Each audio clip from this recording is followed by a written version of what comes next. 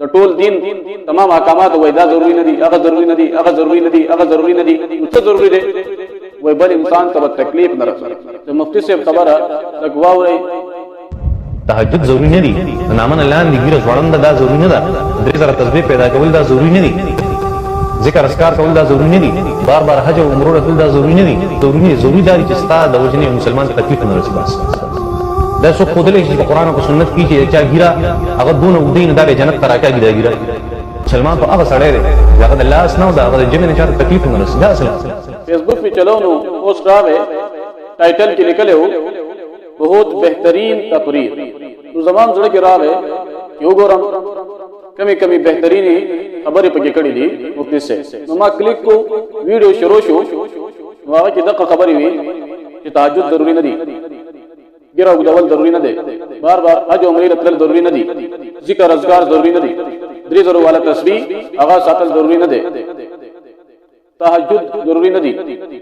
بیا وای تاسو چې قرآن کې لیدل دا څه ضروری وي؟ نو ضروری څه دي؟ وای بل انسان ته تکلیف نه رسول.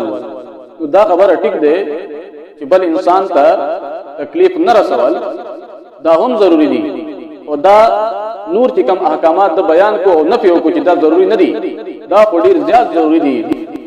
وای دا ګیره کرنا په پوری وګدول وای دا ضروری دي. تاسو چې قرآن کې لیدلې دي چې ګیره با وګدونه وګدینو هغه دا ګیره با ادا کس راکاږي او جنت ته وړي. نو دا لکه د ګیره پوری یو مزاق غوندې شو. د ترنا په پوری چا ویلي دي ګیره وګدول ضروری دي، او د ګیره کم حد ده هغه پوری وګدول ضروری دي. حضور صلی الله علیه وسلم حکم کړی دی چې ګیره به وګدوي. بخاری شریف کې هم حدیث دی، حضور صلی الله علیه وسلم فرمایي ګیره به وګدوي. مسلم شریف کې هم حدیث دی، هغه کې حضور صلی الله علیه وسلم مسلمانان ته حکم کړی دی چې ګیره به وګدوي. دغه شان وایي چې تهجد ضروری نه دي. تهجد خدا سو عبادت دی چې دا الله جل جلاله ته ډیر زیات محبوب دی دا عبادت، او دا قرآن مجید کې بار بار ذکر شوی دی. اللہ تعالیٰ قرآن مجید کی تہجد مبارک فرمائی وَمِن إِلَّا قَلِيلًا نِصْفَهُ أَوْ انْقُصْ مِنْهُ قَلِيلًا أَوْ زِدْ عَلَيْهِ وَرَتِّلِ الْقُرْآنَ تَرْتِيلًا. اور اس نور آیت میں فرمائی إِنَّ نَاشِئَةَ اللَّيْلِ هِيَ أَشَدُّ وَطْئًا وَأَقْوَمُ قِيلًا. تہجد مبارک ہو یہ زیادہ آیتوں دی، اور اللہ تعالیٰ قرآن مجید کی فرمائی کہ دار انسان تربیت دیر بہترین ذریعہ دا. دغه شانوای چې ذکر اذکار ضروری نه دي، ذکر اذکار ضروری نه دي، نو بیا څه ضروری دي؟ دا الله یادول ذکر اذکار دین خو بهترین شی نور شته نه، فضائل او د اهمیت نه خو قرآن مجید او احادیث ډک دي.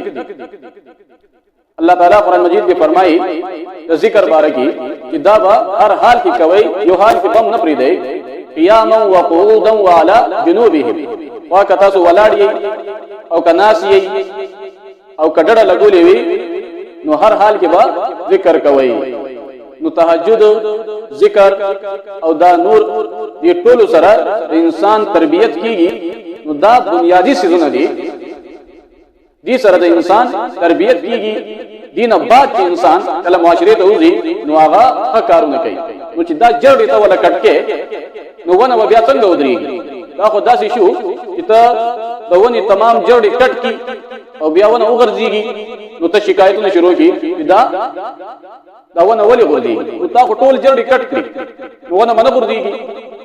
نو دا خو بنیادی سيزونه دي دا چې انسان کوي. نو اصل شی د الله محبت ده.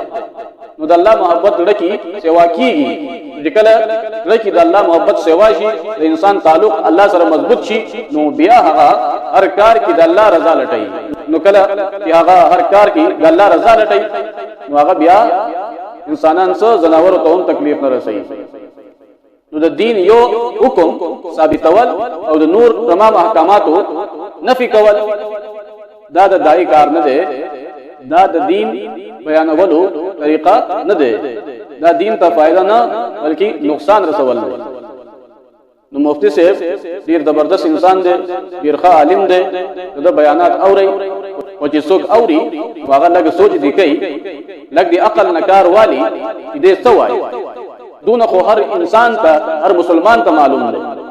تبلیغیان هر جماعت ته رسیدلی دي او بار دا بنیادی شرونه دون تاکید ولي کوي. هغه لیوانی دي، فضائل اعمال کې پورا د ذکر دا باب څونه صفاتو کې دي هغه سي ده نو لګ د عقل نه کار والے څوک چې غلط خبر وکي نو هغه ځکه پروموټ کوي ما یا هغه باندې غټ ټایټل لیکي وي ډیر بهترین بیان نو خلک وایي چې په نړۍ کې څنګه بهترین بیان اوري نو دا ټول دین تمام احکامات وایي دا ضروری نه دي هغه ضروری نه دي هغه ضروری نه دي هغه ضروری نه دي نو ته ضروری دي وای بل انسان ته تکلیف نه رسي نو انسان ته چې ته حق خبره کې نو بیا مو ته تکلیف رسي وای چې د بوت عبادت مکوا نو بیا انسان ته تکلیف رسي ولې چې هغه بوت خدای خدای داغه لیډر کفر کوي نو ته چې دا غلط دی نو بیا مو ته تکلیف رسي نو بل انسان ته د تکلیف رسولو یو حد وي داغه بیان داسې نه چې بس ته دین ټول احکامات داغه نه فکوا نو اخر کې دا خبره کوم چې زمان مفتی صاحب سره هیڅ بغض او حسد نشتا